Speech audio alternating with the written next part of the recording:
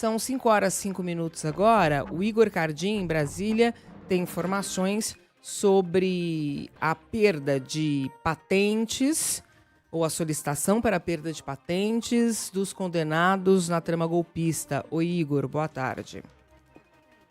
Oi, Débora, muito boa tarde para você, boa tarde também para os nossos ouvintes. Pois é, o Ministério Público Militar pediu nesta terça-feira ao Superior Tribunal Militar que declare a perda de patente e também de cargo do ex-presidente Jair Bolsonaro, também do ex-comandante da Marinha, Almir Garnier, e dos ex-generais generais Augusto Heleno, Paulo Sérgio Nogueira e Walter Souza Braga Neto, ex-ministros do governo Bolsonaro.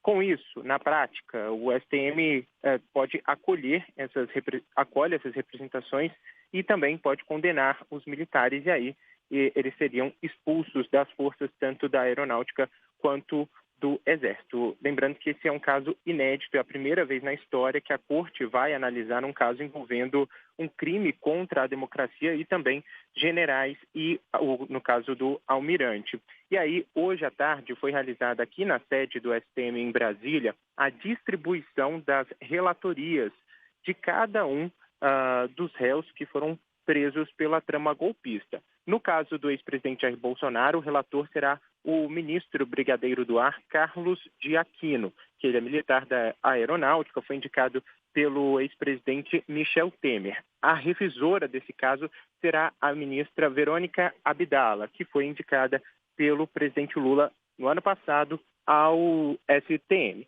Aí, os outros ministros também seguem este mesmo rito, Débora, um ministro relator e um ministro revisor. Lembrando que o STM é composto por 15 ministros, são 10 ministros militares e 5 ministros civis. Se um ministro militar foi indicado para a relatoria de um dos casos, automaticamente o revisor é um ministro civil e assim funciona da mesma maneira ao inverso ali. Se o ministro relator for um civil, o ministro revisor é um militar. E o STM funciona desta maneira. Só entra em pauta a análise do pedido de perda de patente e também de cargo quando o ministro relator e o ministro revisor analisarem e darem o seu voto. E aí sim vai para o plenário. Lembrando que o STM não tem turmas, não tem análise individual, todas as decisões são tomadas de maneira colegiada pelos 15 ministros. Tem também uma curiosidade, porque a presidente do Superior Tribunal Militar não vota.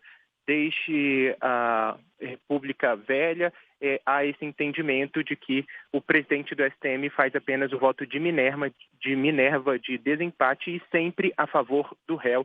Historicamente funciona dessa maneira, então os outros 14 ministros votarão pela perda de patente e também perda de cargo a partir então do voto desses ministros. Também não há um período, não há no regimento um prazo processual para que isso vá até a análise da Corte como um todo. Esses votos serão apresentados um a um por cada um dos revisores e relatores e, segundo a presidente do STM, assim que esses votos, tanto do relator e do revisor, forem entregues à Corte, eles serão pautados imediatamente na sessão seguinte. Mas não há um prazo para que isso possa acontecer. Ela até brincou aqui na coletiva dizendo que pode deixar a presidência do STM e esses votos não serem entregues, mas que não costuma acontecer. O prazo, em média, cumprido é de 6 a 7 meses nestes casos. Ela citou também o ineditismo da análise da perda de patentes no caso de generais e também de um almirante.